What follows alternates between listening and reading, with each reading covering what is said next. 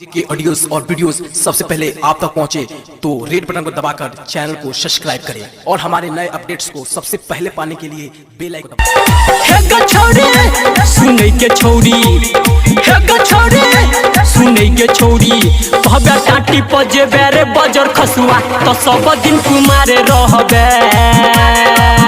Luck काट पर तो जवानी के हसुआ के सब दिन कुमारे रहबे।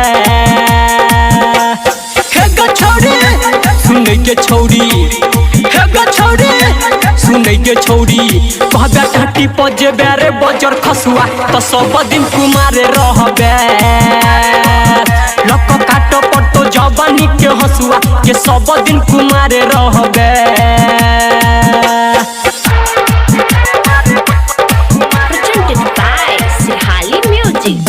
नीक नहीं है तो छौरी सुनले पढ़बे जे हमरा गायर गे।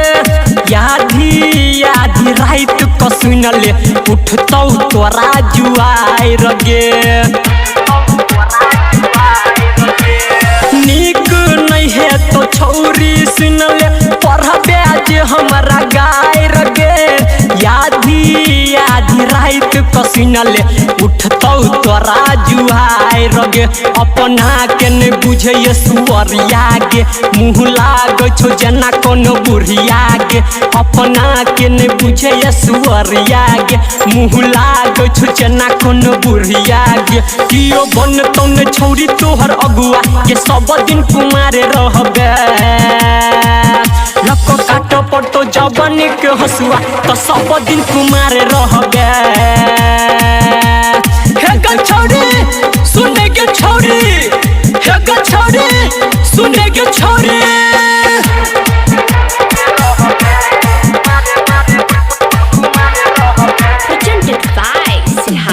कहै छौ राइटर संतोष सिरहाली, सुन ले तू छोड़िया आई गे।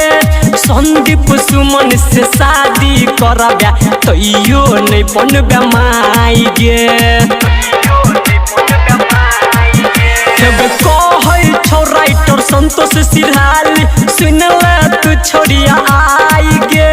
संदीप सुमन से शादी करबे तैयो नहीं बनबे माई गे। अभिमन्यु टाइगर डीजे उमेश तोहर साथ नहीं देतो छोरा सोनू कमलेश। अभिमन्यु टाइगर डीजे उमेश तोहर साथ नहीं देतो छोरा सोनू कमलेश। मजा मार के छोड़ देतो छोरा लफुआ ये सब दिन कुमारे रहबे। लक जवानी के काट पर तो हसुआ के सब दिन कुमारे रहबे। Presented by Sirhali Music.